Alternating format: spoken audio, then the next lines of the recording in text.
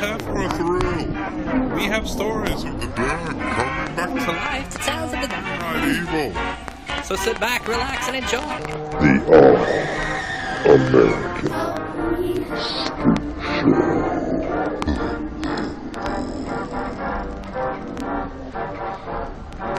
Hello and welcome to yet another edition of the All-American Spookshow podcast. This is episode 31. I remember that because we just had number 30, so sometimes I lose track, but this is an easier one to remember. As always, I'm Josh, and I'm joined here with my good friend Will. What's up? And the Professor Smoke. Hello. And today we're going to be reviewing / discussing another installment in the Conjuring Universe franchise. We're going to go back, which is, I guess this is a, well, how would you classify this one? This is like a prequel to a prequel. That's a sequel to a sequel kind of thing. Yeah. I know the Conjuring timeline can get a bit convoluted. Yeah. Yeah, definitely. Was it a prequel to Annabelle, and then however else you want to. Yeah. So, and Annabelle's a prequel, so it's a prequel to a prequel. Yeah. That's this the sequel of a movie that has 2 or 3 sequels. So it's like Inception.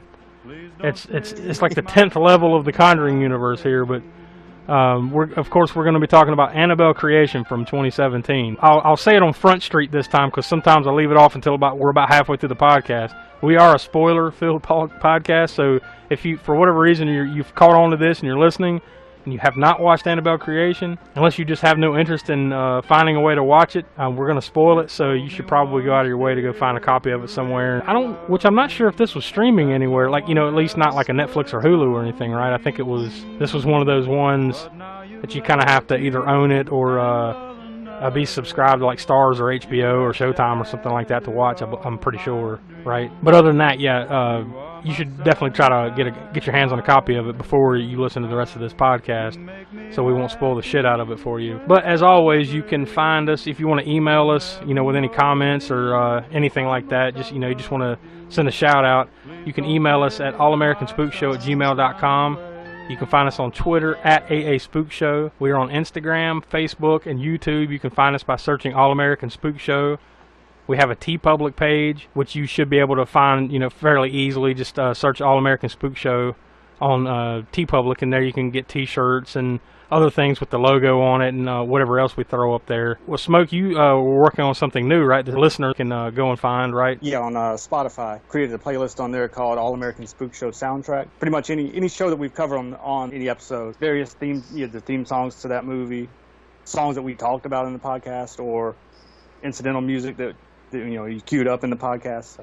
So it's the All American Spook Show Soundtrack, and you can just search that up in the Spotify search window, and it should pop up along with all of our All American Spook Show podcast in the search. So you'll see it. Username is the Professor. Like I said, there's probably a million professors out there, but if you just search up All American Spook Show podcast soundtrack, you'll find it. And not to blow smoke up Smoke's ass, but I've actually listened to a good portion of it, and it's really good. I mean, I think you did a good job on the compilation there, man. So if you're a fan of the Spook Show in any way and you've been listening to us, you want to go check it out. It's a pretty cool little soundtrack if you just want to have it in the background while you're working or in the car or whatever, man. It's a pretty nice list. So you did a good job on that, Professor. Thank you. Yeah, I tried to mix it up so that it's not just only soundtrack music. You'll have whatever rock songs or hip hop, whatever songs happen to be in the movie, and not necessarily every one of those either. So we didn't want to try and make it all about House of a Thousand Corpses or all about this or that movie. So whatever movie has a decent amount of incidental songs to it, those will be in there too. So should be a good cross section of genres and things to, like you said, just listen to when you're messing around the house or at work or whatever. Yeah. I'll put a link on the Facebook page too, to the Spotify, to the playlist. Are you able to get the band from Never Too Young to Die? No, unfortunately, I could not find any. You know what I do? Another thing I do with that playlist is if I can't find a song from a movie or something along those lines, there's also tribute music in there.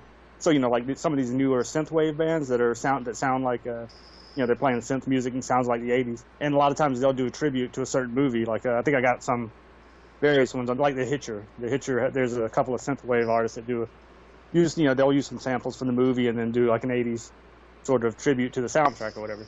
But I tried to find anything that would have like Stargrove. I just did a Stargrove search. Could not find anybody, which is surprising to me. There's not some kind of Stargrove tribute song out there somewhere. Stargrove! I got you, fucker! And that's not the only one too. What was the other? Now it's slipping my mind. There was some other. Or there's that Gene Simmons song in there, right? Where is that what you're I'll talking look for about? that too. If you can find that one, you need to is. slip it in. Yes. Yeah. There's a couple of movies that we, of course, Home Sweet Home. Nothing. Yeah. Can't find nothing for that one. Well, that was if some random person hadn't loaded that on YouTube, the movie, that would have been that episode probably wouldn't have happened. That's a harder one to get a hold of. That's definitely one of those ones that to my knowledge, I don't think there's anybody that's released it in the U.S. on an official DVD or release or Blu-ray or anything. Yeah. I got a copy of it, but it's VHS days and stuff like that. But I mean, and that's probably not going for cheap either. I mean, we covered the movie. The movie is what it is. I don't think there's too many people out there outside of collectors that are going to pay $40 or $50 for Home Sweet Home on VHS. No, I wouldn't think so. You'd have to be pretty hardcore to go out of your way to buy a copy of that movie for sure. I think there's a couple of movies that are missing some soundtrack songs, I guess. Side note, you can also text Spookshow to 31996 and you can join the Spookshow text club there. Text out whenever there's a new episode or whatever, kind of gives you a direct link if you want to listen to it that way or find it that way, make it a little easier on you. So you just text Spookshow to 31996, find us there. And I'll try to put all this stuff down in the show notes of the episode and also the link to the Spotify soundtrack that the professor made. That way you can hopefully you can just click there on the show notes. Away you go. So, Will, is this the first time you've seen this? Yeah, it's the first time I've seen it. What were your initial reactions to it after this viewing? That's pretty creepy. Definitely falls in line with the rest of the universe, though. Smoke, I'm sure this is not the first time you've seen it, right? No, I think this will be the third. I saw it in a regular theater when it first opened up, and then I caught a screening of it in a drive-in. Well, maybe it had been out for. I mean, it was still fairly fresh. Mm-hmm. Probably a couple weeks after I saw it at the theater the first time. Saw it in a drive-in double bill with the first part of the new It series, or the new It movie, whatever you want to call it. Mm-hmm. And then, so yeah, this will be the third time. I think we bought it on DVD or Blu-ray or whatever, but enjoyed it. Both of those times I saw it in the theater, and then this time too, enjoy it for what it is. As a prequel to Annabelle, so without giving anything else away until we get into it, I guess I did enjoy it the third time around. I think this is probably the third, maybe fourth time I've seen it myself, because I do remember seeing this in the theater. I remember watching it at least once, maybe twice, separately, after that, like once it came out on Blu-ray. And then this one. So this is at least the third, I think fourth time I've seen it. And so yeah, clearly, you watch it that many times, you enjoy it on some level, right? So Oh, yeah. and in that regard, it's a little bit of a giveaway, but yeah, and I think that jives as far as what you were saying about It, because I can't remember exactly when It came out, but it was like date-wise, but it was right after this. I think like within a month or so. Yeah, I think it was. Yeah, because this came out. It definitely made a cool double feature drive-in. Yeah, I mean, usually you go to the drive-in today's time, it's going to be, it'll be whatever, a family movie, and then maybe an R-rated movie will play after that, or whatever whether there's a horror movie out or not. It's pretty cool seeing a double horror drive-in bill. I know at least one of the drive-ins around here. I think they have like two screens that are kind of separated, and usually on one they'll play like a double bill of like kids movies, family-oriented movies, and then they'll play a double bill of, say, more adult movies, like maybe a couple horror films or a couple action flicks, whatever's big at the time. So you can kind of choose your path, choose your own adventure. Yeah. By the way, It came out September 5th, 2017. Yeah, and this came out August 11th, 2017, so it was a little less than a month later. Big year for horror. We'll get into that here in a little bit, because I actually did a little bit of research or a little bit of homework on that. So I guess we'll get into the background of this one. This movie was released, like I just said, August 11th, 2017, by New Line Cinema, Atomic Monster Productions, the Safran Company, Rat Pack Dune Entertainment, and it was distributed by Warner Brothers Pictures. And I'm pretty sure the Atomic Monster Productions is James Wan. I think that's like his production company or something. So I think they're kind of all attached to all these things. Of course, this movie is rated R for obvious reasons. Its total runtime is 1 hour 49 minutes, which is a little long, a little bit, but not too bad. I think it moves along at a pretty good pace. So it doesn't drag too much, even though it's a tad long for your average horror movie, right? And it does actually, I think, push that R rating maybe a little bit more than some of the other ones have, as far as the violent aspects of certain scenes. Yeah, probably. Although there's not a lot of that I recall that I'm sitting here thinking about. There's not a lot of like bad language in it, really. No, there's a little no. bit, but not a lot. You know, whatever is there is definitely, you know, earned, I would imagine, you know. And I think most of the other Conjuring movies, as far as violence goes, is pretty subdued. I guess in the R rating usually comes from the terror, the level of terror. Yeah, the fact that one they're aspect of it. demon possessing children and stuff like that, that'd probably do it. All those naked elves. Oh, wait a minute, that was Rare Exports, my bad. On IMDb, it is listed as a horror / mystery / thriller. So that's pretty much about right. That sums them. That's all the categories, right? The general horror categories there. Yeah. So the budget for this movie was $15 million, which, you know, is not crazy for a movie of this caliber, right? You know, in this like Conjuring universe. I didn't really compare it to what the budgets were for some of the other ones in the Conjuring universe, but 15 mil, that's pretty low considering what this is a part of and how much it ended up making. And here in the United States, the domestic gross was 102 million. International gross was 204.4 million. For a total of $306.5 million, which is I'm not exactly sure where that ranks in the Conjuring universe, but I'd say that's pretty high up. The weekend that it came out, it was number 1 in the box office with $48.5 million. I'll just run down the top 10 here. It wasn't even close. Number 2, by the way, 48.5 mil. Number 2 was 16.5 mil, and that was Christopher Nolan's Dunkirk was number 2 that summer. And once again, we'll point out that this was, now granted it's late in the summer, but this is the summer season, you know, August 11th. This is right around the time or right before kids start going back to school here in America, so, you know, it's still big box office, you know, around this time. Or movies that are kind of finally coming down on the backside, you know, they've been out for a month or two. Number 3 that week was The Nut Job 2, Nutty by Nature. Which sounds like a horror. I mean, I'm sorry, a porno, really, than what it really is. The Nut Job 2, Nutty by Nature. Number 4, that the sausage party. Rated R. Number 4 that week was the highly disappointing Stephen King adaptation of The Dark Tower. It made 11. I still hadn't even watched that based on everything I've heard about it. And I try not to do that with movies, but yeah. Yeah, that's a tough one, dude. That's all I'll say. It's tough. I'm not even going to say it's bad. This is and I'm a huge Dark Tower fan. I've read all the books. I love it. Yeah. I'm not even going to say it's bad. I'm just going to say it's disappointing. That's all I can ever say about that movie. Number 5 that week was The Emoji Movie. Number 6, Girls Trip. Number 7, Spider-Man Homecoming. It made $9.4 million, and it had probably been out for, well, it says here it had been about 6 weeks at this point.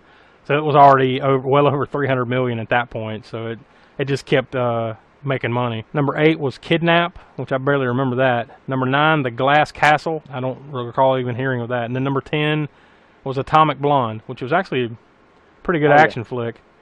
With Charlize Theron, right? Yep, great soundtrack. So horror-wise, you know, it hadn't really hit its, you know, the theaters were a little dry at this point. Although, you know, they were about to catch up with it coming out like less than a month later. But not much else playing at the time, you know, as far as horror-wise. The worldwide box office that year, the number 1 movie that year, just to put it in perspective, Star Wars Episode 8, The Last Jedi, it made $1.3 billion worldwide in 2017. Beauty and the Beast, The Fate of the Furious, Despicable Me 3, Jumanji, Welcome to the Jungle. That was your top 5 that year worldwide. As far as horror worldwide, number 13 that year was It. Number 17, Kong, Skull Island. Number 23, The Mummy. And coming in at number 30 was this film, Annabelle Creation. Slightly under that at number 33 was Split. Number 36 was Get Out. Number 39, Alien Covenant. Number 65, Happy Death Day. Number 73, Jigsaw. Number 74, Life. Number 81, Rings. That fucking movie. And then number 90, 47 Meters Down. So it was a pretty decent year for horror in 2017. When you look back on it, you know, a few years later, and you see some of the movies that came out that were big, and some that will be influential on horror for years to come, I think, in some regards, like It and Get Out, at least, right? Yeah. Oh, yeah. I mean, some of these are kind of knockoffs of others in a lot of ways, like Happy Death Day and Rings, and in some ways 47 Meters Down, although it was kind of original, but not, you know, right? But point is, like, some of these were influential movies for years to come, like 10, 15, 20 years from now. They'll be talking about a few of these movies for sure. So back to Annabelle Creation. This film was the principal photography was from June 27th of 2016 to August 15th of 2016, so through the summer of 2016. And it looked to me like pretty much most of it was shot at the Warner Brothers studio there in Burbank, California, and I guess the surrounding areas. So most of it was there in Burbank. Also, I saw that the director of this was David F. Sandberg, and he decided to use Steadicam and tracking shots because of the film's period setting, and he wanted to maintain the old school feel of the first two Conjuring films. I think in that regard, at least in my opinion, this one definitely feels different than the first Annabelle movie, right? Yeah. Well, especially compared to that one. But it's closer in tone a little bit than the first two Conjuring movies than, say, the first Annabelle movie was, in my opinion. Yeah, I'd agree with that too. And then some of those are subtle things that if you know, the normal viewer maybe would notice differences but not know why. You know, as far as the technicality of the shots and everything. Yeah. They would just know the feeling that it does feel a little different. So that, I think it worked for him deciding to go that route. So as we just mentioned, the director was David F. Sandberg. He's from Sweden, by the way. He would mostly, I guess at this point, he probably would only have been known from Lights Out. He was the director of Lights Out. I think he did this one, and then he was the director of Shazam, which I think came out in 2019, I believe it was last year. The writer is Gary Dauberman, who's been all up in the Conjuring universe, even a couple of the ones that we've watched, or at least one of the ones we've watched already. He was the writer of the first Annabelle movie, this one, and Annabelle Comes Home, the one that came out in 2019. He was also the writer on It. So he had two huge movies come out like pretty much right at the same time, Annabelle Creation and It. He's also the writer on The Nun, which I believe we've pointed out before in past episodes that was so far has been the most profitable of the Conjuring franchise, right? Yeah, which would be the next movie, I think, after this one, which would make it, the prequel to the prequel to the prequel. Yeah. To the, I lose count. Inception. Spin-off. The spin-off to the prequel sequel. Yeah, and he also directed, on top of writing, he also directed Annabelle Comes Home, which I think is one of, if not the only thing he's ever directed. He also wrote, I guess, I'm not sure if he wrote all the episodes or some of the episodes of that DC Universe Swamp Thing series that James Wan was producing. He was a writer on that as well. And, of course, It Chapter 2. He wrote that as well. So, you know, he's definitely seen some success over the last, 5 years. Pretty much all that stuff just within the last 5 years. Producer is James Wan, which we've mentioned a number of times on here. I mean, he's like the godfather of the Conjuring Universe, the Saw movies, Insidious movies. So, I mean, we've kind of ran down his resume before in some past episodes. Another producer was Peter Safran, who he's had his name all over. He's mainly just a producer of a ton of movies, but I thought it was interesting with him that like he really did a lot of comedy before kind of dipping his toes, you know, into the horror stuff. Like he was the producer of one of Will's favorite movies, Rocket Man, back in 1997, with Harlan Williams in it. You know it. And he was also the executive producer of Scary Movie, which you know, I just recently heard, like, the other day that apparently, like, the original title for Scream was Scary Movie. Oh, is that why they called it Scary Movie? Yeah. Which, honestly, would have been a cool name for an actual scary movie. Would have just been, here's Scary Movie, you know? It's surprising that that's the first time that's never been one called that before. Yeah. Here's Scary Movie 2.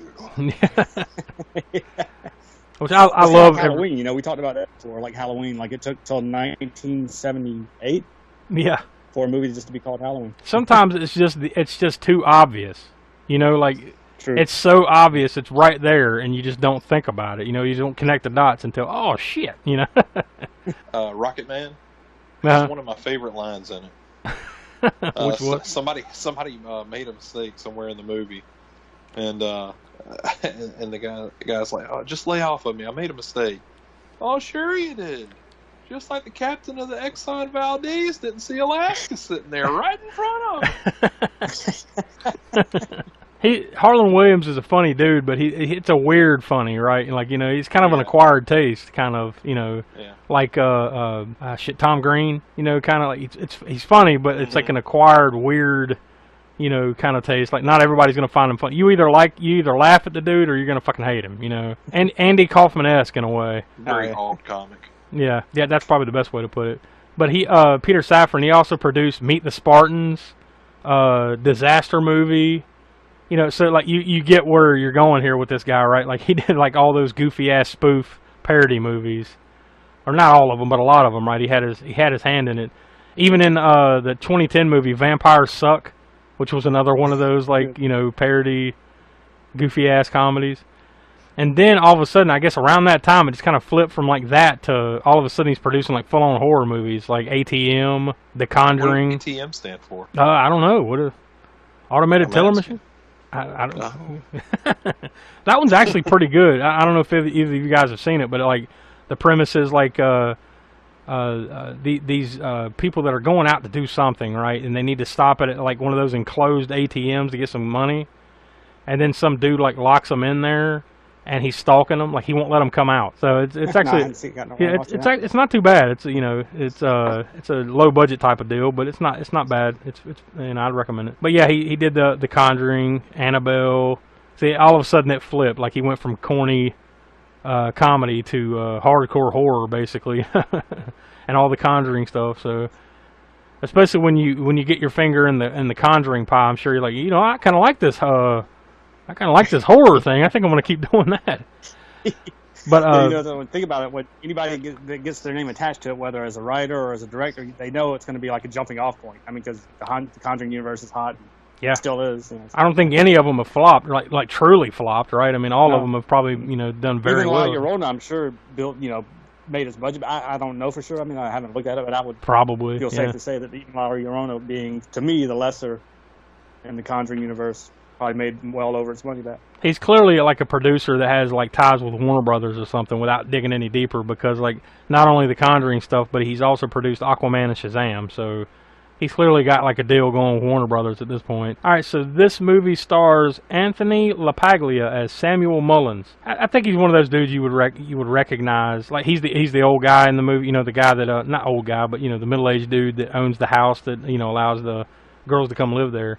I think you'd recognize him from a number of things. Everybody would know him from Empire Records. Yeah. Oh yeah. That's definitely one of them. Apparently, he's been in a shitload of episodes of Without a Trace. I guess he's one of the main dudes in that show. So I Married an Axe Murderer. Oh yeah. I haven't seen that in a while. That was pretty good. Yeah, it's been a while for me too. But yeah, that reminds me. I need to watch that one soon. It's been a while. That show, there was a show a couple years ago called Swedish Dicks. Apparently, he was in that. So yeah, you would definitely recognize him. He's one of those character actor dudes. I mean, he's a good actor. You've seen him in a number of things, surely. He was definitely probably the most recognizable face from this movie, I would imagine. It stars Miranda Otto. I think it's O-T-T-O. So it's Otto or Odo. I'm not sure. Miranda Otto as Esther Mullins. That's his wife. You would recognize her from the Lord of the Rings movies. She was Eowyn in those movies, and War of the Worlds, the one that came out in 2005. Yeah. Apparently she had a role in the Chilling Adventures of Sabrina, that Netflix Sabrina the Teenage Witch remake, or whatever the hell that is on Netflix. Oh yeah, I need to get back to watching that. I saw a couple episodes, but yeah. She was in 24, the 24 Legacy, I guess that season. Homeland. I mean, tons of TV shows, other movies. I, Frankenstein, The Turning, plenty of things you would definitely recognize her. I mean, outside of Anthony Lapaglia, for sure, I'd say she's one of the more recognizable faces. It stars Samara Lee as Bee. That's their daughter that you see at the beginning and then off and on a little bit later on. Which this is probably one of the only things you'd really recognize her from. I mean, she only has 8 credits on IMDb, so the odds of you really recognizing that little girl from something else are slim. But she was in Foxcatcher and The Last Witch Hunter, Concussion. So I mean, she's been in some pretty good roles considering she's young, early in her career. But she's also got a bit in Annabelle Comes Home. So it also stars Brad Greenquist as Victor Palmieri. You would remember him probably mostly as Victor Pascal in Pet Sematary from 1989 that we've already talked about in a past episode. And he's been in a number of things: Ali, Water for Elephants, The Lone Ranger, that remake from 2013. Recently, The Call of the Wild. I mean, he's been in a number of things. But I'd say for our purposes, you'd probably remember him most as Victor Pascal in Pet Sematary, which I don't recall which episode was right away when we talked about that, but it was sometime early 2019. So that was probably episode 7, 8, 9, 10, somewhere around there if I had to guess off the top of my head. But you can go back and find that one where we talked about that. It stars Lulu Wilson as Linda. She's kind of the second girl, I guess you could say, because there's 6 younger girls in this movie, but there's really only like the 2 main ones, right? Janice is the main little girl, but kind of the second is Linda. That's Lulu Wilson. You might also remember her from The Haunting of Hill House, that great Netflix series from last year. She was in Sharp Objects. She was in Ouija, Origin of Evil. Is that how you say it? Do you say it Ouija or Ouija? Is there an official pronunciation of that, or? I mean, I don't. Yeah, I'm sure there is an official one, but I think I've always pronounced it Ouija, like a at the end of it. Ouija, but yeah. that might I've always said Ouija board. I don't know, whatever. Maybe that's my South Carolina hanging out. That's the only way I've ever heard it. Ouija? Yeah. Yeah, I guess it doesn't fucking matter. Everybody knows what you're talking about when you say it, but yeah.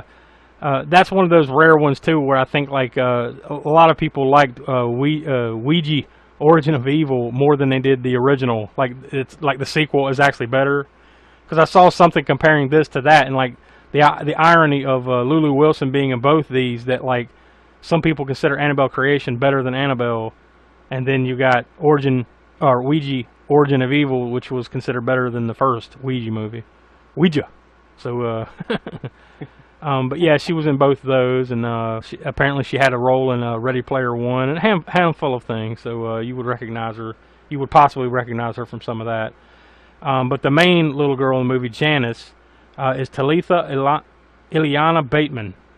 But in this, she was Talitha Bateman. For whatever reason, she decided to throw Ileana in there. But you would recognize her from Geostorm, The Fifth Wave, so some of that like young adult type stuff. Countdown, she came out in 2019, which I have not seen, but that looks like something that's probably in our wheelhouse eventually. Sister Charlotte, the character Sister Charlotte is played by Stephanie Sigmund. Now this is one of those, I think she's kind of one of those connections to The Nun, right? Mm-hmm. In a way, at least. Stephanie Sigmund has been in Spectre, as one of the James Bond movies. She was in a movie back in 2011 called Miss Bala. Shimmer Lake, SWAT, which is a CBS series. Let me see, Narcos, which I think is a Netflix series, if I'm not mistaken. American Crime, so tons of TV, handful of films. The Bridge from a few years ago, that used to be an FX show, so you recognize her from some of that for sure. And and obviously Sister Charlotte, if you watch the movie, you'll get kind of the connection to the Nun there, right? It's funny too how they spent like a couple of movies building up to the Nun, right? Like on our journey here through the Conjuring Universe, you can see it's like at some point they're like, man, we got to get to a Nun movie, so we really got to build her up. They really pumped it up, and obviously in Conjuring 2, but then you see it, here a little bit in this one. I'm not sure if there was any connection in the first Conjuring or the first Annabelle movie, but you can see the build up to like this is coming, right? Mm-hmm. It also stars Mark Bramhall as Father Massey. I'm sure this is one of those character actor type dudes. I mean, he was in the show. In the movie Colony. Apparently he was a voice or one of the mocaps in Call of Duty Black Ops, one of those games. He was in the first Star Trek movie, not the original, but the new one from 2009 that kind of restarted the reboot Star Trek movie. Yeah, apparently he's done a number of video games too, because here's another one. He was in he's a character in Red Dead Redemption 2.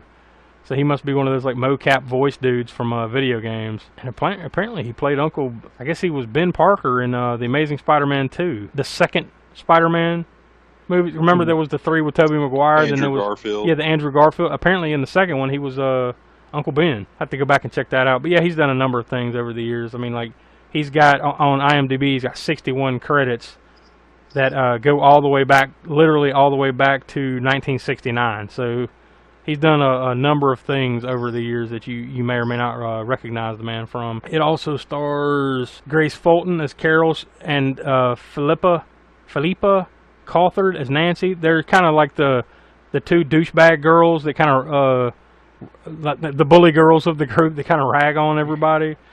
And then the 2 other girls, Taylor Buck plays Kate, and Lulu Safran as Tierney. I don't see it here, but in just my gut tells me that she may be related to Peter Safran. I'm not just with the same last name. What are the odds, right?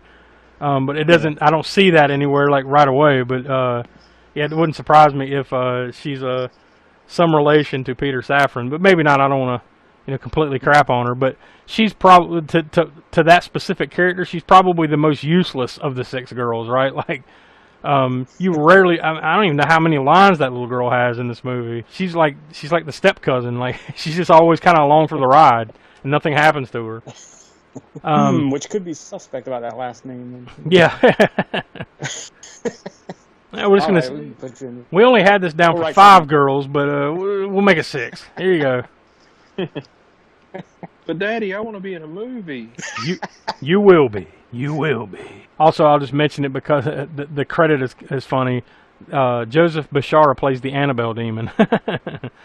I guess he's a big tall dude. I'm not sure, but yeah, apparently he was in The Conjuring 2, Insidious, the first Conjuring, The Curse of La Llorona, Dreamcatcher, Brightfall. So, and a couple, I guess 1 or 2 other of the Insidious movies. So he's a horror guy, clearly. A free audiobook download with a free 30-day trial to give you the opportunity to check out their service. Smoke, you said you been listening to something recently on Audible? Yeah, I've been kind of go back and read some more Stephen King books because I've read a good bit of his back in, but it's been since high school, and that's been a while for me. So I started with Carrie. Might as well start with the first novel. It's great so far. It's actually read by Sissy Spacek, who played Carrie in the 1976 film, so that's pretty cool. And it has an introduction by Stephen King himself. Again, really adds to it. I'm probably up to about the point, probably about a little bit past midway. But yeah, really enjoying that one. Again, like I said, I've read it. But it's cool hearing Sissy Spacek read it. I actually read my copy, which I believe might be a first edition. I'm not sure. If it's not, it's an old edition that I have. Yeah, old hardcover, right? Yeah. Yeah, I think I probably got that one too. I actually read that one a few years back, but like just you describing it, like being read by Sissy Spacek on there and everything. I might have to go back and listen to that just to hear it read by her, and it's kind of a cool different aspect to it. Yeah, that was kind of the draw for me because, like I said, I have the hardcover and I've read it. Also, the fact that I can, you can listen to it in your car if you're listening to Audible or whatever. So that gives you a wider range of, just being able to listen, read it when I'm at home or here or there or whatever. But yeah, I definitely would recommend it. Having her read it, she's good at reading it, narrating it, and everything, and enunciating different. She doesn't try to do different voices or anything, but it pretty much takes you out of it. Doesn't you hear Carrie reading her lines? Basically, it's kind of like, so it's a familiar person, which just makes it more interesting. Which is one of the coolest aspects of Audible, really. Like the fact that you can kind of take it on the go like that, but also that you can get something cool like that, like the main character from the movie reading the book. Yeah. That's not unlike, or that's unlike a lot of experiences you would have, like other than just sitting there reading the book, which is always cool. I mean, I love cracking open a book and sitting down and reading it, but it's cool to have that portability aspect of it, and have a cool character like that or a person read the book to you like that. It's pretty cool. Plus, that Stephen King intro is and it's not for long. He doesn't go into, but he does go into about his writing that as his first novel, and his wife. They might not have been married at the time, but Tabitha. Yeah. Kind of prompting him into, because he was basically just writing short stories and working wherever it was. I believe he said he was working at the time, full time, and then supplanting the income with these short stories he was selling, whatever. And then what led him into writing that first novel. So, and he's reads the introduction himself, so that's cool too. Well, I think it worked out for him. So. Oh yeah. Definitely. So yeah, that's one cool aspect of it. Is to be able to do all that. So to download your free audiobook today, go to audibletrial.com/spookshow. Again, that's audibletrial.com/spookshow for your free audiobook. I guess without any further build-up, I guess we can go ahead and get into the film itself. I mean, unless you guys got something you want to add. I'm good. Hearing none, we will move forward. But do you really love Lamp, or are you just saying you love it because it's right over there? I love Lamp. I love Lamp. All right, so the movie begins with Samuel, who you find out eventually his name is Samuel Mullins. He's sitting in like a workshop making dolls. He like handcrafts the dolls and hand painted and everything. And as he's doing this, a note slides under the door and it says, "Find me." So he goes, he leaves his workshop and goes into the house. And then he finds another note that says "Closer." So then he kind of walks along and he sees, clearly now it's like a game he's playing with his little girl or something, and so he writes. He sees her like behind a curtain, so he writes "found you" on the note and sets it there, and then like she comes out to look at the note, and then he grabs a hold of her, and they kind of roll around, and the wife comes in, and she kind of joins, and they're tickling her and everything. Then that night they're putting you find out her name is B, and his wife's name is Esther. They put her to bed. She wants the record to play, like she's got a little record player there, and the record on there plays "You Are My Sunshine." You are my sunshine. Go ahead, Willie, sing it. My only sunshine. You were doing good. I want to hear it. Will make me happy. Okay. But yeah, you've heard the song 1,000 times. Especially, the one movie that always comes to mind when I hear that song is "Oh Brother, Where Art Thou?" For whatever reason, like that song just pops into my head whenever, or that movie pops in my head whenever I hear it. Which probably isn't a movie we'll get to on this podcast, but I would definitely highly recommend you going out and checking that movie out. It's an awesome movie. So then, like the next morning, they go to church, and on their way home from church, they get a flat tire. And as they all get out while Dad's taking a look at it or whatever, and he drops one of the lug nuts, and it rolls out in the middle of the road. And as right at that moment, B runs out and says, "I'll get it," and then she just gets slammed by a truck. And the effects on this are really good. Like, I think you pretty much see her get scooped up by the truck, like not all the way, but you see enough to know, like, oh fuck, she's a goner. It's almost like she leans into it and her body gets hit, and then like it cuts. Right, you don't see it happen, but. Right. Yeah. You don't see any goriness, of course, or anything like that. Yeah. You get the impact of it for sure. Yeah, oh yeah, you basically see like, man, this thing that scooped her up and killed her, Yeah. By the way, when the dad's trying to get the tire off the car, it's like, God, I can't get it off. Let me keep pulling on it. Finally, the nut pops off. You're telling me you're trying to pull it off with the nut still on. That's not how it works, Damn, I mean, you're a dude that works with his hands, like building toys and stuff. You think you'd have more sense than that? Maybe a little bit of attention to detail. Jeez. Oh yeah, and by the way, going back to that too, that when he's building those dolls, I don't know if we mentioned or not, but he's actually building the Annabelle doll, right? Yes. The doll that looks like, and he's numbering it like 1 of 100. So I guess you led to believe that there was 100 of these Annabelle, whatever. He didn't. I forget what he named it. What the name of the doll was. Yeah, I think that's the thing. Like, and that's why I kind of refer to it just as the doll, because like, yeah, the doll doesn't have a name, right? It doesn't have a name at this point. Yeah. Like it's just whatever. At least I don't think it had a name, or it didn't show the name on the box. I don't believe, or it just showed him marking 1 of 100. Well, I would assume that that's 1 of 1 because his was number died 1 the next day. Yeah, but. Well, yeah, you're probably right. I mean, because I would imagine if, say it's 1 of 100, right, he probably gave number 1 to his daughter, right?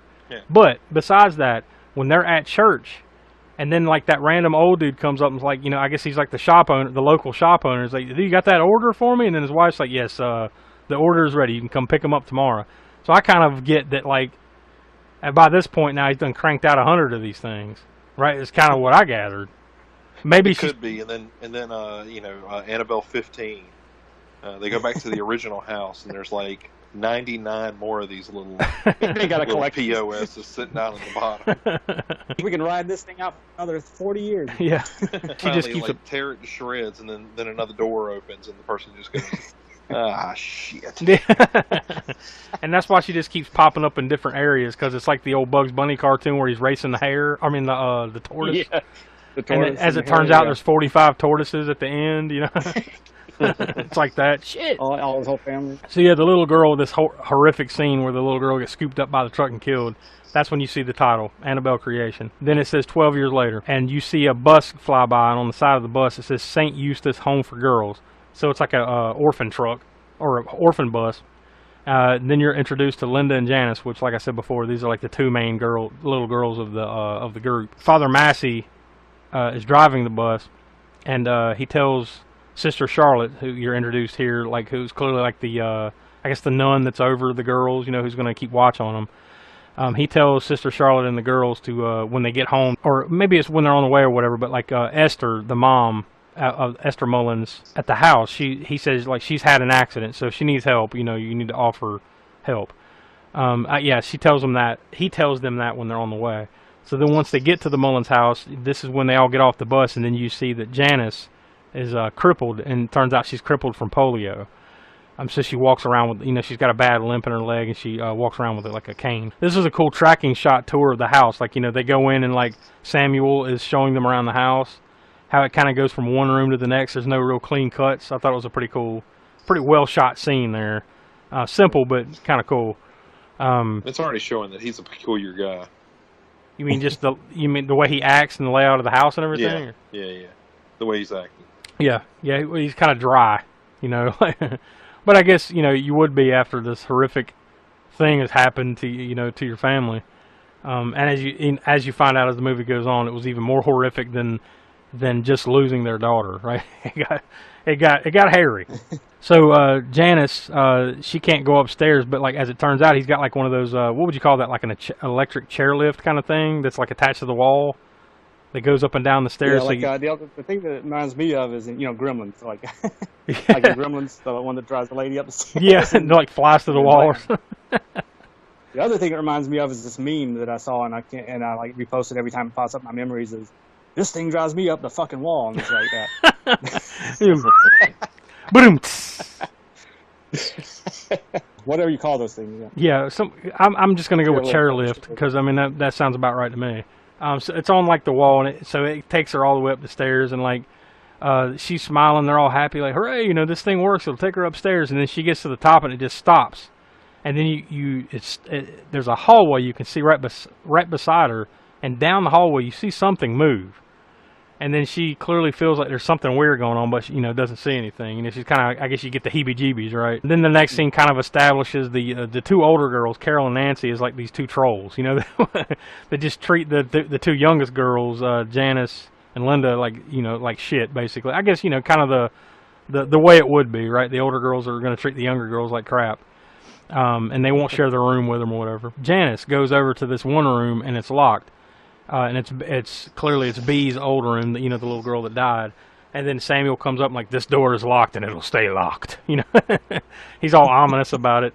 You can go anywhere but this room. So of course they just want to go to this fucking room, right? Then Sister Charlotte is in her room like getting set up, and then like there's this this little weird exchange with like the dumbwaiter in the wall. How like she hears something in it or something, opens it up, looks in there, and then closes it, and it flies back open all on its own. So just the creepy, like, little nuances here, right? There's something going on in this fucking house. There's weird shit, but we're not all the way there yet. So then all the girls go explore. They go out to explore the land, the farm or whatever, without Janice, because, she's got the leg and all, so she can't go. And she's just looking out the window, and then as she's looking out the window, you see someone behind her, like, someone's like behind the door or something. It kind of moves, and then when she turns around, there's no one there. That old ditty. Then that night at dinner, Esther, Samuel's wife, calls out for him, like ringing this bell, like ding, ding, ding. You can hear it off in the room, and he has the, excuse me. He gets up from the table. So you just kind of, and then like Carol, like one of the older girls, stands up and kind of looks and kind of sees her in there, but like, she's got like those little drapes around the bed where you can't completely see her. So like, it starts the whole, like, the scary woman sleeping in the, that can't come out of the room thing going on with her. Which, that they don't really, well, I guess we can get into it when they explain exactly what happened to her a little bit later on. I just think it's a little weird that she's, like, bedridden, considering what happened to her, right? Why does she have to be in the bed, weighted on hand and foot? But anyways, they explain that a little bit later on. That night, someone slips a note under Janice and Linda sleep in the same room, like a bunk beds. Someone slips a note, and Janice sees this. She picks up the note and it says, "Find me." So she goes out of the room, and then a note comes from inside Bee's room, the door that's locked and is going to stay locked. It comes from inside there, and then the note says, she opens that up and it says, "In here." So of course she goes into the fucking room. Where you would honestly just go, nope. Yeah, now, you know what? I'm good. I've already got the heebie-jeebies, and now there's a note coming from inside the room where no one's supposed to be. I'm out. But nope, she goes right in, and there's this huge dollhouse sitting there. I mean, like, it's like this, intricate fucking dollhouse, like the size of a bed, half a bed, and it's got electricity running into it and everything, which is really impressive for the time, right? Like, what did we ever establish exactly what year this was supposed to be? I don't know if they ever actually said. Yeah, that's what I guess I was talking to Willie about it earlier too. Was like the only date or the only number or anything that they post on the screen. I think it says is 12 years later after his daughter's killed, hit by the car. Yep. 12 years later to when they, But I think that's the only thing they ever really pop up on the screen, right? So I guess you kind of have to do your own math, because it's like whatever happens to her is 12 years later, and then whatever happens at the end is 12 years later that, once again, spoiler alert, connects to the first Annabelle movie. So I guess you'd kind of have to go back, all right, when was the first Annabelle movie, and then do the math, right? I guess that'd be the way you'd figure it out. They just don't do it for you, but yeah. Yeah, they don't just clearly say, all right, this is 1948 or whatever the fuck it's supposed to be, you know. I'm assuming this is... We find out things a little later on, of course, once we get to that point, you know, how things kind of tie together. Yeah. If you've seen the other Conjuring movies. Yeah, exactly. But yeah, they don't give you an actual year. Like, here it is, boom, 19 whatever. I kind of run on the assumption, just based on what you kind of know about this franchise at this point, this would probably be in the late 50s. I would think. Like, most of this movie is probably in the late 50s. Mid to late 50s. Yeah, I just pulled it up. It looks like it's largely set in 1955. Yeah, so that's probably about right. Which means like 12 years from that would be 1967, and that probably leads you up to, you know, what happened in Annabelle and everything. Not to go too far off the train rails there, just, you know, they never, like you said, clearly come out and say, all right, this is, you know, 1955. I'm guessing at the very beginning is 1943. Yeah, that before the 12 years. Yeah, well, that'd be 12 years, yeah. 12 years. Once again, like I said, for the late 40s and into the 50s, like, to have this huge dollhouse with electricity running through it. I know he's a toy maker, but that's still pretty impressive, right? And then, of course, like, she's fucking around with this little dollhouse. You know, she's instantly attracted to it, obviously. And then she pokes something, and, like, the door opens up and a key falls out.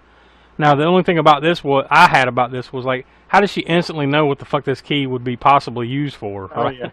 Oh, yeah. I mean, like, she didn't even search around, man. It's like, here's a key. Oh, there's a fucking closet. You know. Well, I believe there's a sound coming from there, and that's what drew her over. Yeah, and you know, and also you have to take into account that there's fucking demon stuff afloat here, so maybe she's just, you know, the fates are drawing her to this, right? Clearly is what's going on. Like, all right, it's calling out to her in a way, right? Like, come and do these things I want you to do, I guess, in a way.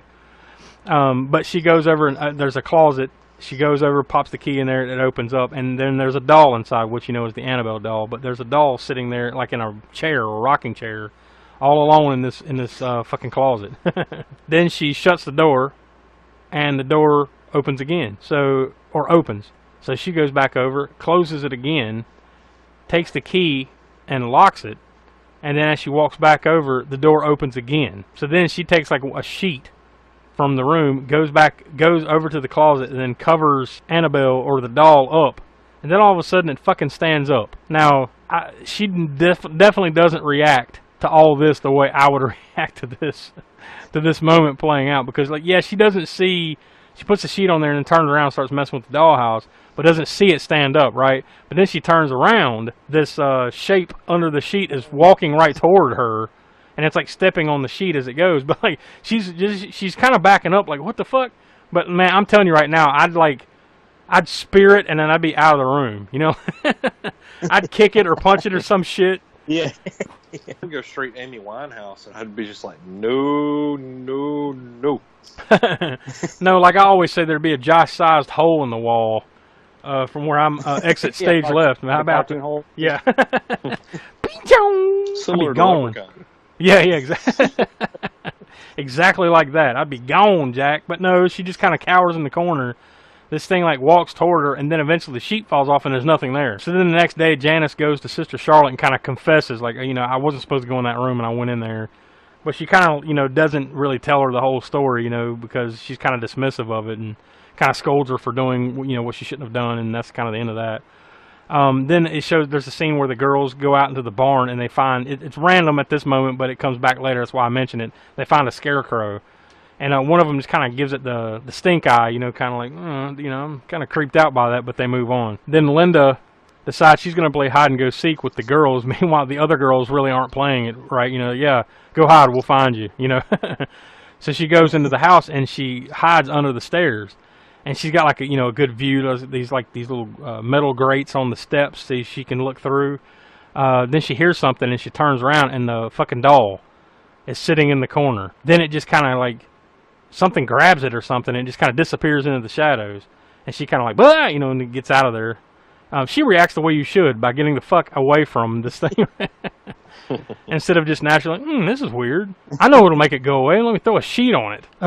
So then Samuel, he's in Sister Charlotte's room talking to her, and then he picks up a picture, and this is what I was referring to earlier.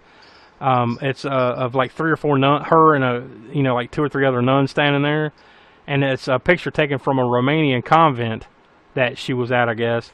And he's like, "Oh, who's this over here in the corner?" And she's like, "Oh, I've never seen that before." And he like he kind of holds it against the light, and it's like a holographic. It's the fucking nun standing there. The demon nun. Yeah. The first direct link to Yeah. the Nun movie. Yeah, but she's like, "No, I don't know who." Like, she doesn't question this at all either. Like, I've never noticed that there's a fucking creepy ass nun hiding in the shadows behind us here. It's like, nope, I don't know who that is. Put it down. Yeah. So then Carol and Nancy, the 2 older girls, they're sitting in their room that at like late at night, and they've got a sheet over their heads, and they're just kind of giggling, playing little girl games or whatever the hell they're doing. They're kind of creeping each other out, and then you hear Esther Mullins' bell ringing somewhere, and then it sounds like it's getting closer and closer right to where they are.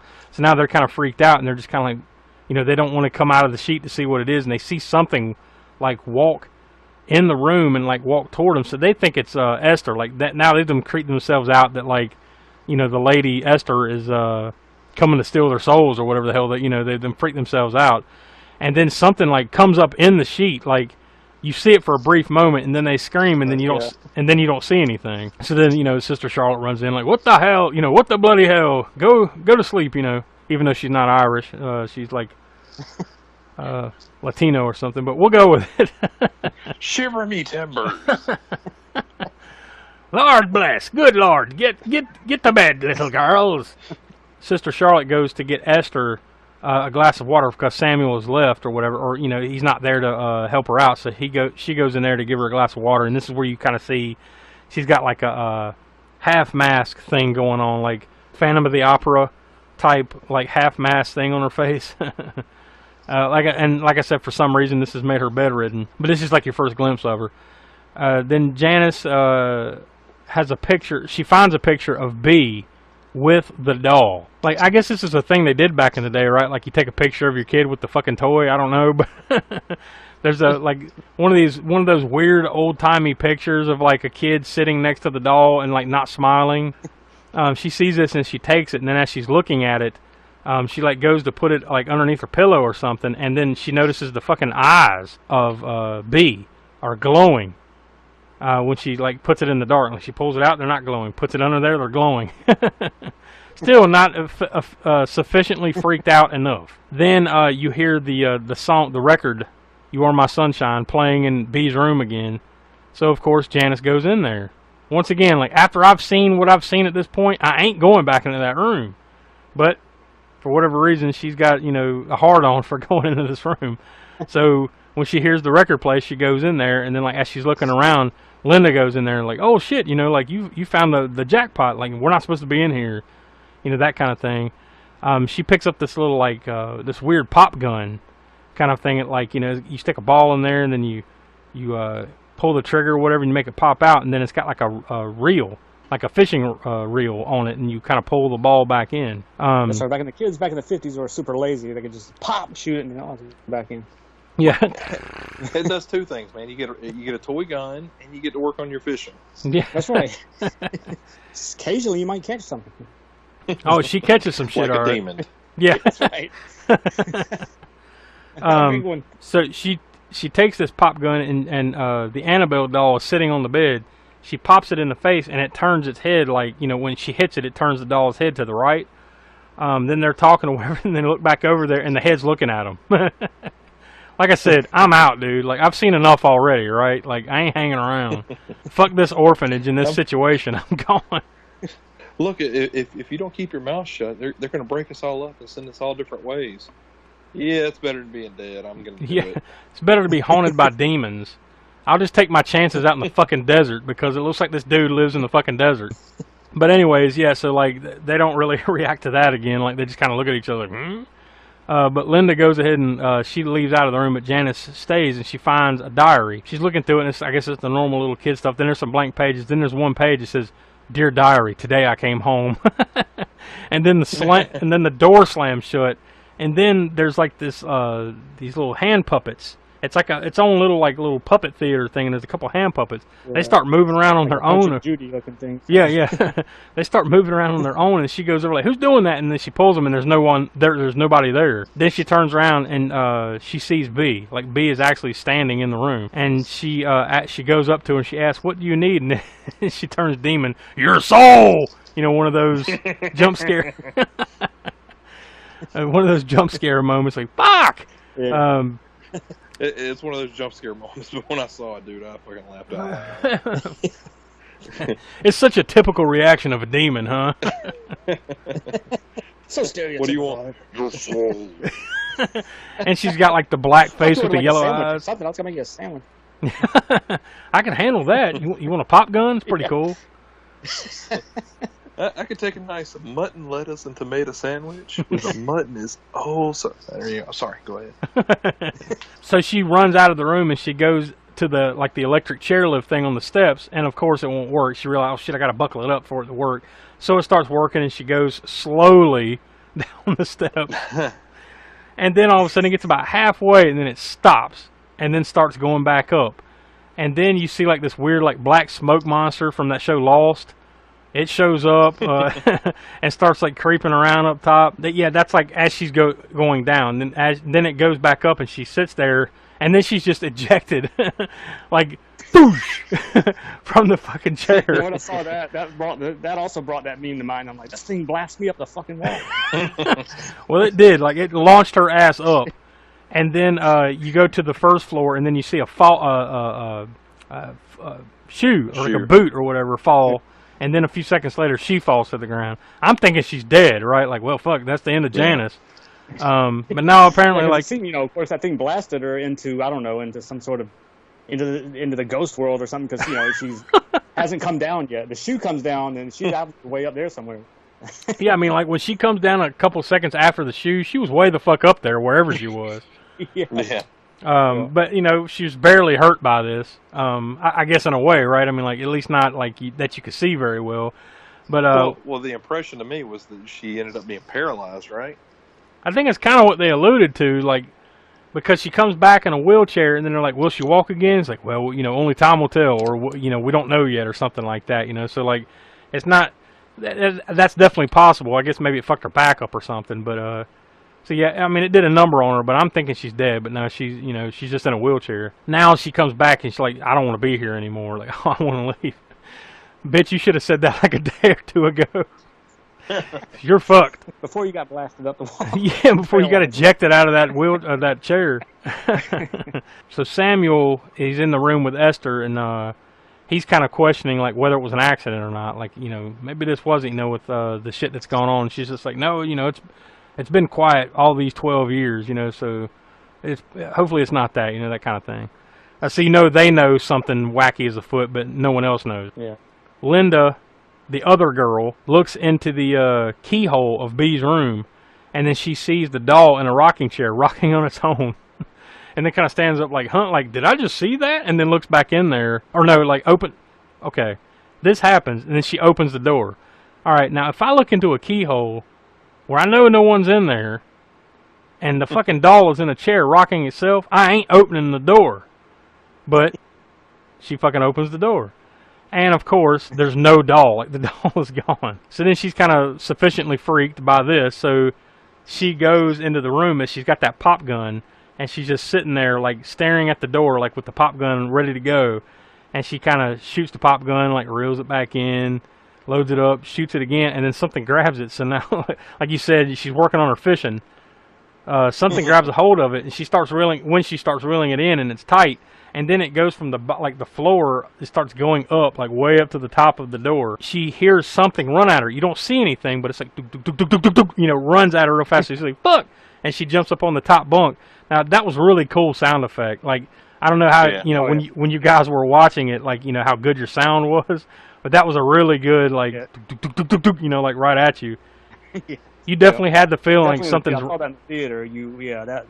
That got some people riled up in the theater. Yeah, I bet. So she jumps up, grabs or gets on the top bunk, and then puts the sheet over her head. Of course, the usual thing you do, like we've mentioned so many times on almost every episode of this podcast. We're like, well, the only way to get out of this is to put the fucking sheet over your head. So she does that number. She doesn't see it, but she hears something like get on the bunk bed, like bottom bunk. So she doesn't like lean over and look on the side. She looks through like the crack, and all of a sudden, like Annabelle, the doll, is staring at her. And then you see like this ghoul hand grab the doll and just like slide it away. Dude, I'm not looking over the side. I'm jumping off the other side of it. I might even jump out the window from the top bunk if I see a fucking ghoul hand grab a doll and drag it away. But she just falls asleep, apparently. Like she That's what I said too. Like, oh, well, yeah, I'm still tired. I'm just going to catch a shut eye. I don't think so. Maybe I guess you're just to assume that like she's so freaked out, like she just is paralyzed in place and then falls asleep. Yeah. Meanwhile, the demon's just like, she's too cute. Yeah. I can't do this. I'm going to hold on to a more convenient time for her. I'm going to let her sleep it out. Yeah. It's no fun when they're not scared. So she wakes up the next morning and looks down there, and of course there's nothing. It's it was all in her head. So Janice is sitting outside in the wheelchair, like Sister Charlotte brings her out, like it's nice to be out in the sun. This feels pretty good. And all of a sudden something pushes the wheelchair, shoves it kind of, and she's like, "What the fuck?" She's looking around. That'd be awesome if she said, "What the fuck," but she doesn't. She looks around, and then something like someone. Which I guess you're kind of led to assume because you only really see like the hands and the legs, that it's Sister Charlotte pushing her, like really fast down the hill, and then just shoves the wheelchair into the barn. I mean, you don't really know who it was, and obviously it wasn't her, but kind of looks like it, right? So she shoved into the barn, and like the door shuts, and like so she's kind of like what, she kind of drags herself because she can't walk, and she hides, and then B appears. B appears and grabs a hold of her. She can't hide, right? So she's crawling around. But just my thoughts on I would assume somebody being paralyzed. The bottom half of their body's not doing much, but when she had to crawl backwards, yeah, she's crawling quick. Then again, though, if you even if your legs don't work, if a fucking demon's coming at you, I guess you might figure it out real quick. But regardless, I was kind of thinking the same way. Like, man, she's moving around pretty good for someone that can't move her legs. But she's kind of scurrying around, and she hides, and then B appears.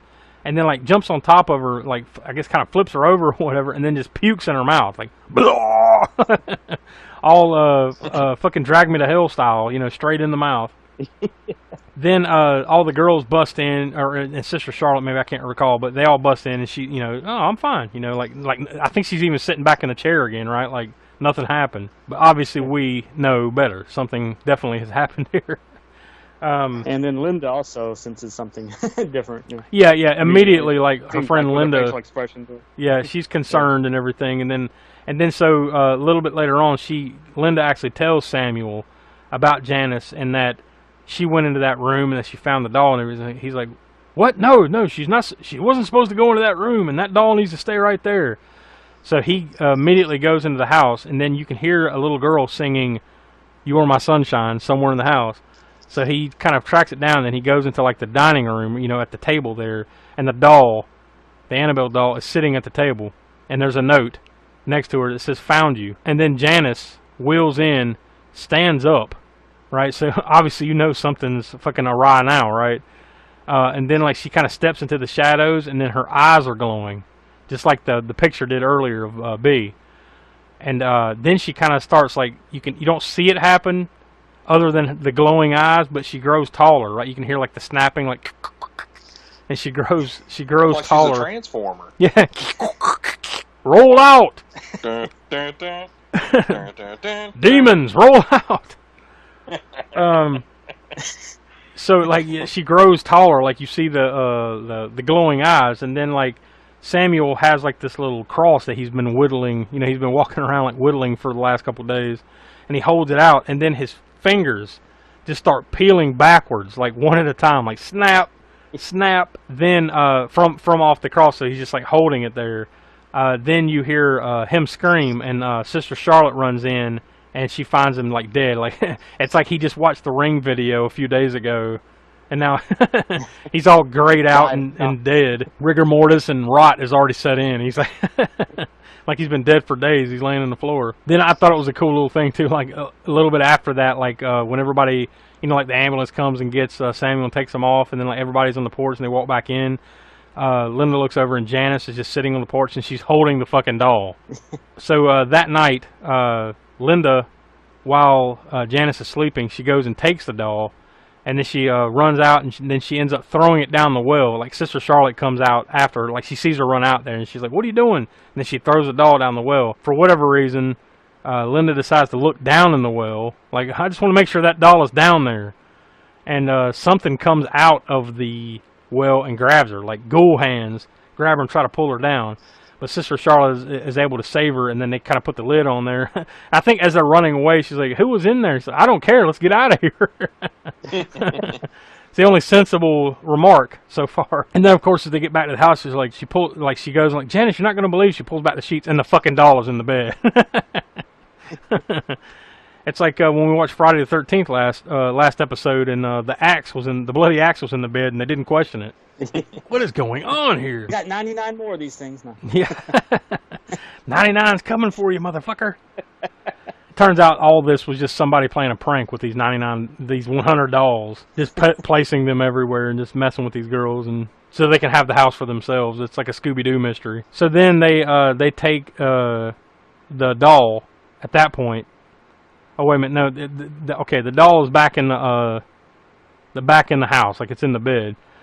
And then they go, and this is when Esther Mullins kind of tells the origin of the Annabelle doll, or the fact that it's in the doll.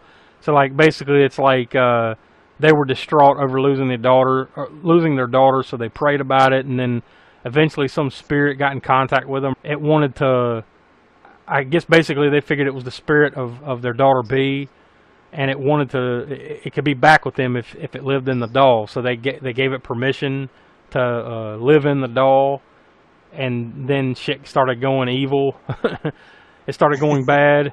So then they and it like attacked her, right? Like I guess they think it's the spirit of her, and then it ends up attacking Esther, and it paws her face. Like I guess it like takes her eye out or some shit, and this is why she's got the doll face mask thing on.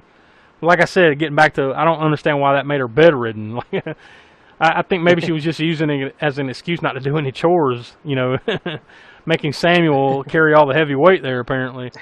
But apparently it affected her in some ways, so she's bedridden. But that's kind of the origin of where we're at. And then you also find out that their daughter's name wasn't necessarily B. I guess that's just what they called her. Her name was Annabelle. You know, I guess this is where you get the name. I assume this is where you get the name Annabelle, right? Like, that little girl, her name was Annabelle, so that's just what they call the doll, I guess. Yeah. So then they just take the doll, and back in the past, they sealed it in a closet, like in a holy closet. Like, he just tapes up a bunch of pages of the Bible. And like uses like the wax or whatever, and just like tapes them up on the wall, and then they shut it up in there. Decoupage. Yeah, decoupage. So they decoupage a holy closet, and they just lock her up in there. Like, that's just where we're going to leave her, and that's obviously where they found her. So then, right after this, Janice comes up to Nancy and like has a knife or something and cuts her. But she comes up to the other girls and she cuts Nancy. Then they run off, and then they find Esther tore in half, like nailed to the wall. Like, I guess they go into the room or something like that, and then they look up and like she's nailed to the wall like by her hands, and she's dead obviously, but she's been torn in half. Like, I guess the other part of her is still in the bed, and the rest is just nailed up to the wall. So now it's officially on. Hanging out, definitely where it pushes that R rating. Yeah, that for sure. But now from this point forward, basically everybody knows shit's going down now, right? Like, it ain't just like weird stuff happening anymore. Like, this is a real threat, so now everybody's freaking out. So then apparently, like, I guess Sister Charlotte comes to Janice, and like she's praying or whatever, and then you look down and like Sister Charlotte is levitating off the ground, like she's making her float. And then she just slings her across the room into a mirror, like, you know, she's down. Then eventually Linda's trying to get away, and then like she gets like taken down and dragged down a dark hallway, so you don't know where she went. And the other girls take off running. They go outside and get in a truck, and of course it's the truck won't start bit, but the lights are flickering, and you see a scarecrow, and you kind of see the scarecrow move a little bit, and then it's gone. They run, they get out of the truck, and then they go over to the work shed, the barn. And they look in there, and of course the fucking scarecrow that disappeared is in the barn now. And then Carol somehow like goes in there and gets locked in, so she's in there with it. And then of course like it starts to come to life, like you can see something kind of growing inside of it, right? Like a hand pops out, and like the face and everything. Yeah, like those same demon hands that were like pulling Linda, trying to pull Linda in the well and all that. You see those demon hands kind of come up and push out the scarecrow's fake hand. Yeah, it's like coming into the scarecrow basically. And then it's making the light bulb. There's like 3 or 4 like lamps, you know, that are hanging from the ceiling in the workshop there, and it's making the light bulbs unscrew and fall out and pop on the ground. So like there's less light, no light, you know. And she manages to grab a ladder and jumps up like just in time to save the last light from going out. She grabs the light and she acts like it's not burning her hand. And then it takes her 5 minutes to screw this fucking thing in too. Yeah. But basically the girls kind of grab her like at the last minute, like this thing's coming for her, right? Like she kind of hides around in there, and then like she gets toward a window, and the other girls manage to pull her out of there just in time. Then you go back to Linda, who got drugged down the hallway. She's now locked in a room. And then I guess it's the same demons like crawling around toward her. And then she jumps into the dumbwaiter, and then she looks down, and like Janice is after her, like coming up the dumbwaiter or something. So she manages to get out of the dumbwaiter into another room, and I think she ends up in B's room, right, or Annabelle's room. And then she ends up hiding in the holy closet, which you would think would be a good idea, right? Like, well, I guess if there's one place that should be safe here, it's the old decoupage holy closet. But then she turns around and the fucking doll is sitting there, and then she basically right at that same time, Janice finds her, like she's around the house looking for her, and then she finds her. Then Sister Charlotte comes in and basically just pushes her into the closet, right, and then shuts it, and then you hear a scream, yeah, and then the room and the house basically, but the whole thing starts going fucking nuts, like stuff's flying all over the room, that big dollhouse and everything, the shit's flying everywhere, and they go outside and the lights are blinking and shit, stuff's blowing up. Then pretty much right after this, the cops arrive. You ever notice in these movies, like the cops always arrive, like just as the shit has gone down. Yeah, just as the shit has gone down, and then you wonder like who called the cops, right? Why would the cops show up in this situation? Because I don't know if they showed any neighbors or anything around, right? Like, how was that prompted? Yeah, I only know there was a neighbor anywhere, was there? I don't know. I mean, like, just out of nowhere, right? Well, I guess this is a situation for the cops, and they just decided to show up. But regardless, they show up as soon as the shit has gone down, and then they go in and open up the closet, and Janice is not in there. Like, now there's like a hole, like busted or like scratched in, like there's a hole there, so you assume that like she went out the hole, but like she's nowhere to be found. But the doll is still in there. So then I guess the next day they call in Father Massey, and he comes in and blesses the house and blesses the doll and says like whatever evil was inside this doll should be gone now, so which one of you girls want it? And he just kind of holds it up, and then it cuts to them like all throwing it in the trunk, like, get the fuck out of here, dude. Basically, nope, we're not touching that. And then they all leave the house. That's pretty much the end of their story, right? They leave out like whatever you saw there, that wasn't Janice, is what Sister Charlotte tells Linda. Then you cut to an orphanage somewhere. The Higgins family show up, and they decide to adopt young Janice, but she calls herself Annabelle. And then it says 12 years later, older Janice comes into the room, and then like the dad's like, what the hell? And then she comes in with some other dude, and then she slices her dad's throat. And then it cuts over to the house next door, and it's Mia, the girl from the first Annabelle movie.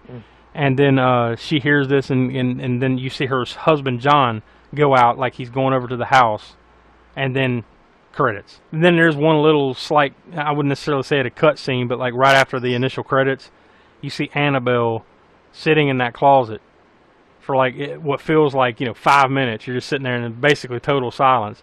Then I think the doll's head kind of moves a little bit, but you hear that music box like doodle-dee-doom. I think that you've kind of heard that tune in the other Conjuring movies a little bit, and then it kind of turns a little bit, and then it cuts to the rest of the credits. There you have it, 2017's Annabelle Creation. What did you guys think of the end there? How it tied into the first Annabelle movie? Yeah, I thought that was an appropriate way of doing it. Pretty cool. Yeah, it was really smooth. Yeah. I mean, obviously you wouldn't see that coming, I thought when I first saw it, I was like, oh shit, it took me a minute to kind of like, wait a minute, this, when you see the older, I didn't necessarily connect it at first. Like, this couple adopts Janice, right?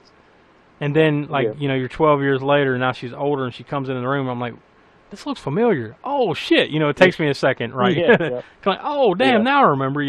Was Will, this is the first time you saw it. Was that kind of the way it was? Like you didn't really connect the dots, and then oh shit, or had you kind of? Yeah. I thought it was a really effective way to tie it together. Like we said, this is a prequel to a prequel kind of thing. So it's like it's a weird way of telling the story, but it's still pretty cool. It's effective in some ways. There was no way they could have telegraphed that either. I mean, there was no. There's nothing put in your mind that this is how it's going to link. I mean, of course, you get the nun thing. You get an inkling of that because as far as them showing the photograph that this is carrying on that story somewhere along the way. The nun's going to probably it's going to be maybe not in this movie, but we'll pop back up. But yeah, you never ever let on that it was going to tie into the first Annabelle that way. You'd hate to be in the theater with someone that for whatever reason goes and sees this movie that hasn't seen the first Annabelle and be like, what the fuck did that mean? I don't understand what happened there. Oh, you asshole, go see the first movie. What's wrong with you? Why are you coming in here and seeing the fourth movie of these movies and the second of a prequel and then trying to piece it together. Piece it together and not understand what the hell's going on. Well, it was a prequel, man. I thought I could watch this and then go into the next one. Yeah. Shit. I'm an asshole. So there you go. You're the kind of guy that watches, Star Wars Episode 1 first, right? Yeah. Oh, that again. All right, so we do the old star rating. Will, where did you land on this one? I'll give it a 4. Pretty good flick. It obviously ties into the first one very smoothly. So yeah, I thought it was pretty good. How about you, Smoke? Like I said, this is the third time I've seen it, and I think I gave the first Annabelle maybe 2.5 stars, and which doesn't mean that I hated it or anything. It's just I thought it was a good movie. Maybe not great for me, but then this one I liked it better than the first Annabelle. I go with 3 stars on this one, and I think it storyline wise, it ties everything up nicely, or leading into the first Annabelle movie like we just discussed. And I think you see a little bit more of, in the first Annabelle movie, it was subtle, which is fine. It plays on that, you don't see the doll as much, I think, as you do in this one. And of course, you're never going to see the doll move because it's not trying to be, it's not child's play or anything. So you're not going to see the doll, but it's not like a killer doll movie or anything. But you do get more, I think, of Annabelle, being here, being there, showing, the rocking chair, the different aspects of the doll. I think appears more in this one than it did in even the first movie. So. Yeah, I think I read. I like it. I think I read somewhere where the director accepted the challenge of the fact that this was an inanimate object, right? Like it's not a mobile. Yeah. It's not like Chucky, like you said. It's not like a mobile doll that's running around killing people. So he wanted to find more interesting ways to kind of work around that. With I guess I think that was some of the disappointment, right? With some people who didn't maybe get the whole Conjuring Universe aspect of the first Annabelle movie. They were expecting it to be something like Child's Play, to where it is a killer doll, and I know there was some backlash and disappointment there. But that's just people not getting the Conjuring Universe, and the fact that it's based on a true story. And the true story, because if you read that family with the doll that had the original Annabelle doll, they never saw the doll move anywhere. It would just be here or be there where it wasn't there before. Yeah, the way they did it with the sheet and.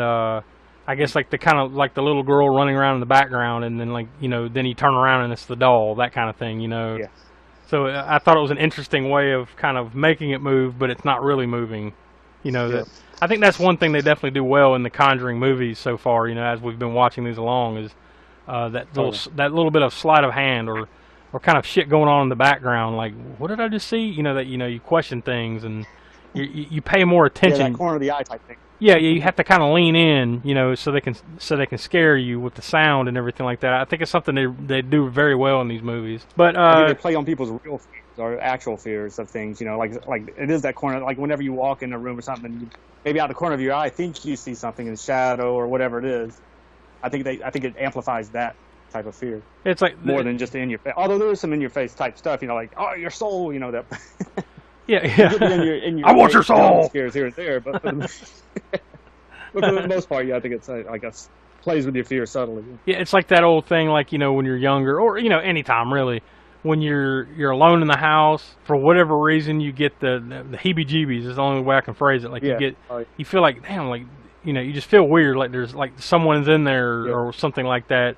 And when I was growing up, they used to always say it was the devil chasing you, right? Like, if you, like, I got to get the fuck out of this room, you know, for no reason at all. Like, I got to get out of here, you know, or I got to run down this hallway for no reason. It's that cold fear for no reason. Yeah. It's like that, you know. They kind of play off of that a good bit in these movies. And the under the sheet thing, that's always been, that, you know, it's kids' folklore and adults' folklore for some people. It's like, some people have to sleep with a blanket or sheet over every part of them. Like, they can't have their leg hanging over, or, you know, something might get them. Yeah, something's going to so grab it kind you. of plays on that, too, with the under the sheet type thing. Yeah.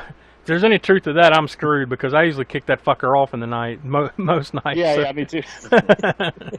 Yeah. Yeah, I'm going to get got by a demon one of these days, apparently. Yeah.